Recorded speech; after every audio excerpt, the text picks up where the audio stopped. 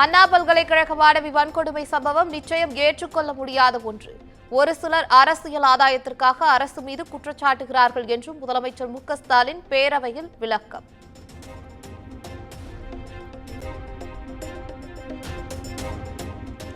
மாணவி வன்கொடுமை வழக்கின் முதல் தகவல் அறிக்கை கசிந்ததற்கு மத்திய அரசே காரணம். மாணவி வன்கொடுமை வழக்கில் வேறு யாருக்கும் தொடர்பு இருந்தாலும் அரசு நிச்சயம் நடவடிக்கை எடுக்கும் என்றும் முதலமைச்சர் மு க ஸ்டாலின் உறுதி.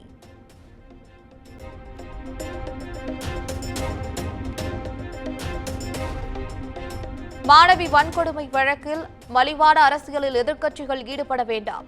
பாலியல் வன்கொடுமை வழக்கில் திமுக அரசு நடவடிக்கை எடுக்காமல் இருந்தது இல்லை என்றும் பேரவையில் முதலமைச்சர் மு க ஸ்டாலின் பேச்சு.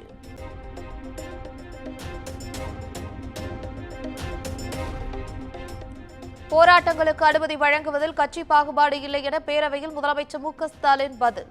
அனுமதி பெறாமல் போராட்டம் நடத்திய திமுகவினர் மீதும் வழக்கு பதிவு செய்யப்பட்டுள்ளதாகவும் விளக்கம். போராட வேண்டும் என்று சொன்னால், ஆர்ப்பாட்டம் நடத்த வேண்டும் என்று சொன்னால் முன்கூட்டி அனுமதி வாங்க வேண்டும். அதுவும் அனுமதிக்கப்பட்டிருக்கக்கூடிய இடத்திலே தான் அனுமதி தருவார்கள். அதுவும் காவல்துறையிலேயே கட்டுப்பாடு. நேற்றைக்கு கூட ஆளுங்கட்சியாக இருக்கக்கூடிய திராவிட முன்னேற்ற கழகத்தின் சார்பில் பல்வேறு இடங்களில் ஆர்ப்பாட்டங்கள் நடந்திருக்கிறது. திடீரென்று சில நேரங்கள் ஆர்ப்பாட்டங்கள் அனுமதி இல்லாமல் அவர்கள் நடத்திய காரணத்தால் அவர் மீதும் வழக்கு போடப்பட்டிருக்கிறது. ஆளுங்கட்சியாக இருந்தாலும் திமுக.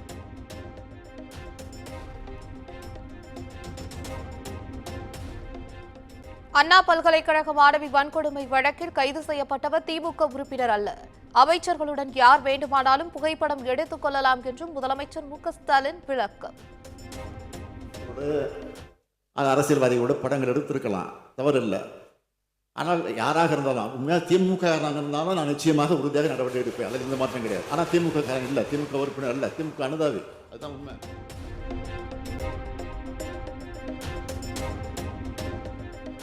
முதலமைச்சரின் பேச்சுக்கு எதிர்ப்பு தெரிவித்து பேரவையில் அதிமுக அமளி.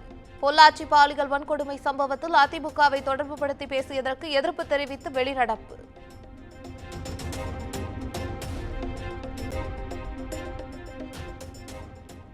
தமிழ்நாடு சட்டப்பேரவையில் ஆளுநர் ஆர் என் ரவிக்கு சபாநாயகர் அப்பாவு கண்டனம். எழுதி கொடுப்பதை வாசிப்பது மட்டும்தான் ஆளுநரின் வேலை, கோரிக்கை எதுவும் வைக்க முடியாது என்றும் பேரவையில் விளக்கம்.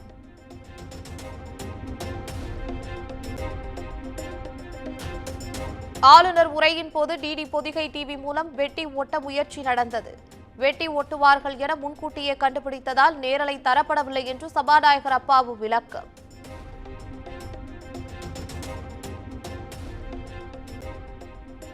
அதிமுகவினர் அமளியில் ஈடுபட்ட விவகாரத்தை அவை உரிமை மீறல் குழுவுக்கு சபாநாயகர் அப்பாவு அனுப்பி வைப்பு.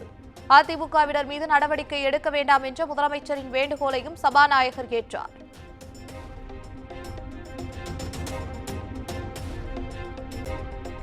நான்கு முறை குண்டர் தடுப்பு சட்டத்தில் கைதான ஞானசேகரன் திமுகவை சேர்ந்தவர் என்பதால் ஆளும் அரசு மௌனம் காக்கிறதா?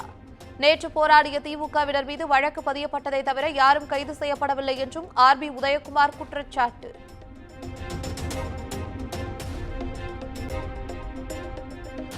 அதிமுகவினர் அமர்ந்து பேசுவது என்றால் பேசுங்கள் அல்லது வெளியே செல்லுங்கள். அமளியில் ஈடுபட்ட அதிமுகவினரை பார்த்து அவை முன்னவர் துரைமுருகன் ஆவேசம்.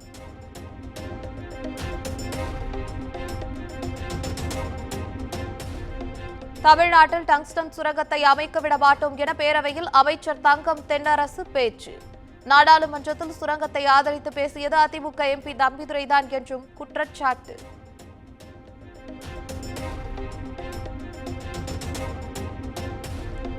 HMPV தீநுண்மி குறித்து அச்சப்பட வேண்டாம் என்று பேரவையில் அமைச்சர் மா சுப்பிரமணியன் பேச்சு. காய்ச்சல், சளி பாதிப்பு உள்ளோர் பொது இடங்களில் முகக்கவசம் அணிவது நல்லது என்றும் விளக்கம்.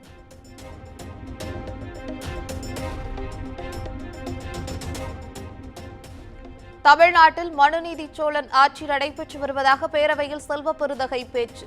பாதிக்கப்பட்ட பெண்ணுக்கு சட்டப்படி நியாயம் பெற்றுத் தருவதை தவிர வேறு எந்த நோக்கமும் தமிழ்நாடு அரசுக்கு இல்லை என்றும் முதலமைச்சர் மு க ஸ்டாலின் விளக்கம்.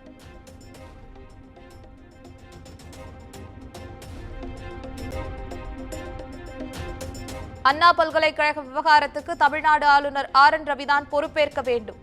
பேரவையில் நடந்த விவாதத்தில் தமிழ்நாடு வாழ்வுரிமை கட்சி உள்பட திமுக கூட்டணி கட்சிகள் குற்றச்சாட்டு.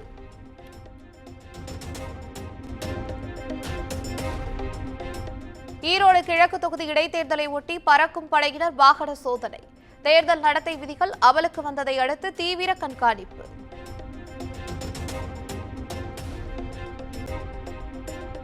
விழுப்புரம் மாவட்டம் திண்டிவனத்தில் இருசக்கர வாகனங்களில் ஒட்டப்பட்ட யார் அந்த சார் ஸ்டிக்கர்.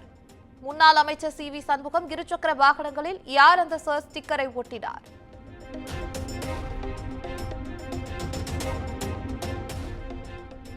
கோவை பொள்ளாச்சி பாலியல் வழக்கில் விரைவில் தீர்ப்பு வெளியாகும் என்று எதிர்பார்ப்பு.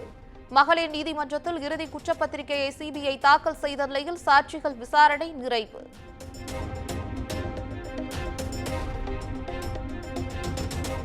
இஸ்ரோ தலைவராக நியமிக்கப்பட்டுள்ள நாராயணனுக்கு முதலமைச்சர் மு க ஸ்டாலின் வாழ்த்து. தமிழ்நாட்டைச் சேர்ந்தவர் புதிய தலைவராக நியமிக்கப்பட்டிருப்பது மகிழ்ச்சி அளிப்பதாகவும் எக்ஸ் வலைதளத்தில் பதிவு.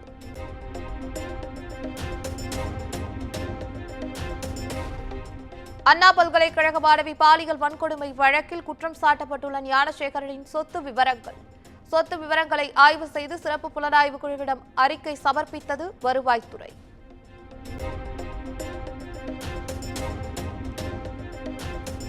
திருமண ஆவணப்படத்தில் நானும் ரவுடிதான் பட காட்சிகளை நயன்தாரா பயன்படுத்திய விவகாரம். நடிகை நயன்தாரா மீது தனுஷ் தொடர்ந்த வழக்கின் விசாரணையை ஒத்திவைத்தது சென்னை உயர்நீதிமன்றம்.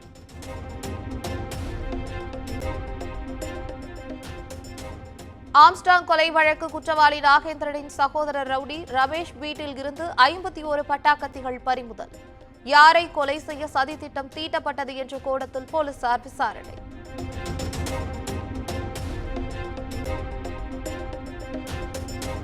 சென்னையில் 20 லட்சம் ரூபாய் வழிப்பறி செய்யப்பட்ட வழக்கில் மேலும் ஒரு காவலர் மீது வழக்கு பதிவு. வழிப்பறி சம்பவங்களுக்கு மூளையாக செயல்பட்ட சன்னி லாய்ட் தலைமறைவு.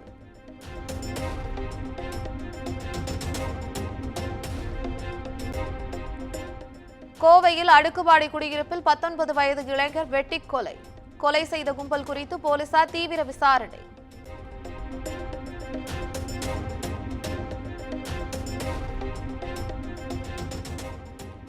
சென்னை கோயம்பேடு மார்க்கெட்டில் கத்திமுனையில் செல்போன் திருட்டு. சிசிடிவி காட்சியின் அடிப்படையில் 3 கைது செய்து போலீசார் நடவடிக்கை.